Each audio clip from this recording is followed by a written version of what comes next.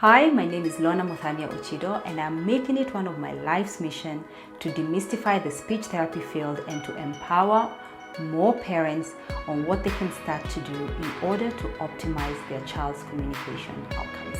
So whether you want your child to talk more or talk better, learn better, and overall optimize their potential. So stay tuned and feel free to send in any topics on speech and language development you'd like for me to tackle.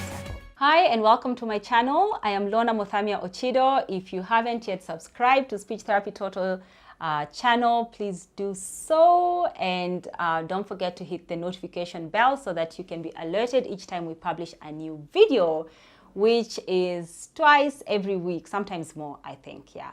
So today's topic is something that's really dear to me because I've been talking about this plenty.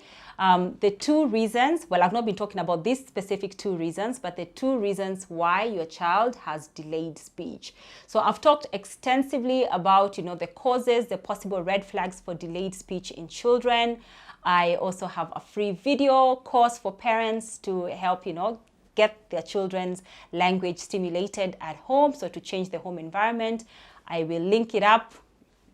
Left, right, I don't know, somewhere. So before we get started, please let me know in the comments below some possible reasons or red flags for, a child experiencing delayed speech. Yeah. Okay, so down. Yeah, so today's topic, the two reasons that are, in my experience, in my practice as a speech therapist for over 15 years, what I find are the two reasons that are most likely to be, why a child is experiencing delayed speech. Yeah. One of them, very simple. Most times, a lot of parents actually don't even see them coming, but these are the two reasons I have found, to be the main culprits, the main causes for why children develops delayed speech. So number one, really top, is overexposure to screens.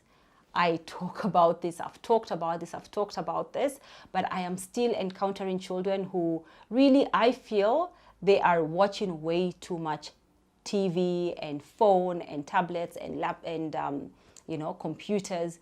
The recommended, research has prescribed that children under 2 years should not even be exposed to any screens at all, and children above 2 years should you should limit the amount of screen time to 60 minutes. That's 1 hour each day, so that this child ends up being exposed more to activities that will actually boost their language development and not really stunt it. Because that's what screens do. Screens are mechanical input that your child's brain, your child's very young and rapidly expanding brain is not able to make use of. So what does a child's brain need?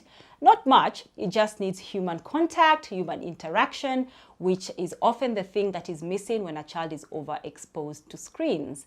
Makes sense, isn't it?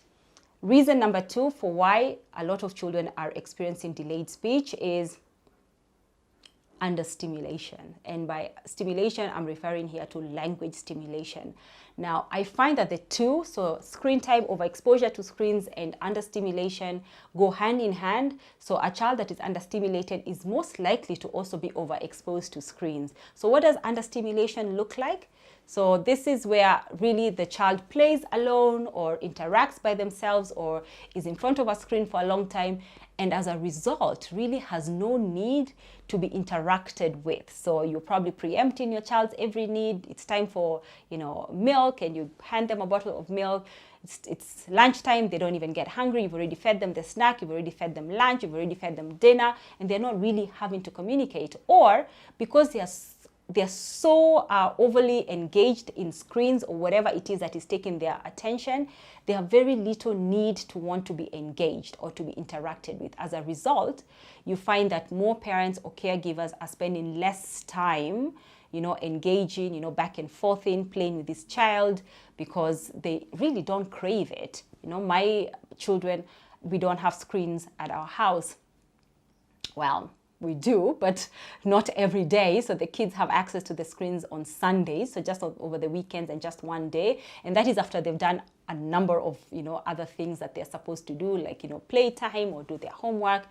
And you find when there's no screen in the house, the children are constantly, you know, on your case. They are, you know, asking for this. They are, you know, fighting amongst themselves. So all that engagement is really good opportunity for language building, for language stimulation.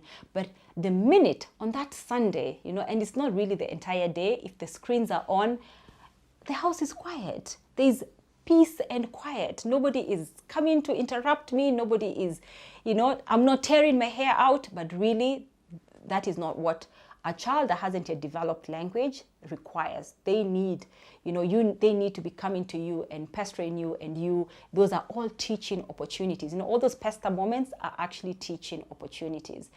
So if your household only gets busy when Wi-Fi is out, or there's a, you know, a blackout, or, you know, battery is dead, then it just might be an indication that your little child that is that should be developing language is probably being understimulated. So there you have it.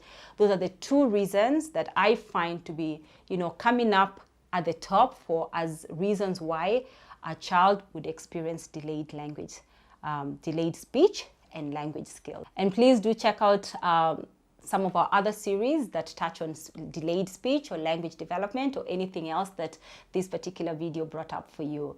Thank you so much, and catch you later.